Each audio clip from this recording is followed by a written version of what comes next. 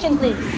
Gaano kahaba ang record-holding longest unbroken line of firecrackers na sinindihan at pinaputok sa Valencia, Spain noong 2002? 13 kilometers.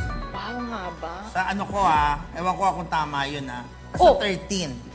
13 dahil unang-una, 13, ang sinisignify ng 13 ay malas, di ba? So kapag pinaputok mo ang malas, parang dinadrive away mo yung malas. So that's 13. Okay. Labintadora.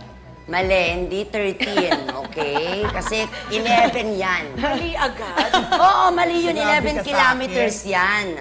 Kasi madaming mga barangay na katabi ang Valenciang yan. So yung Valencia, para ma-sure nila na sa kanila lang yung firecrackers na yun, pina-DPWH nila yan. Pina-check nila kung gaano kahaba yung tatahakin ng firecrackers. Oo. At napag-alaman nga na 11 kilometers lang. Magsisimula dun sa arko ng Welcome to Valencia hanggang dun sa Thank You Thank Come you. Again. Oo, yun.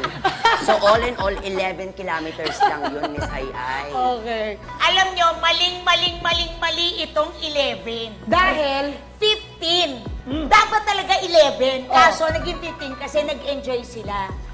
Nag-enjoy sila sa paputok, nagkainuman, hindi nila namalayan, ay 15 kilometers na pala.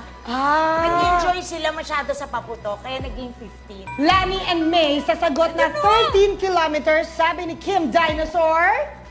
Is it a fact or a bluff? Fact. Fact na fact na? Fact na fact. Fact na fact nga ba, Blackboard?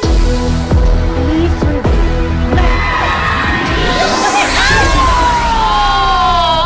I'm so sorry! What's the fact na ganap ito noong October 12, 2002 sa Valencia, Spain? Dire-diretso at walang hinto ang putok ng firecrackers na umabot ng 11 kilometers. Yes! So,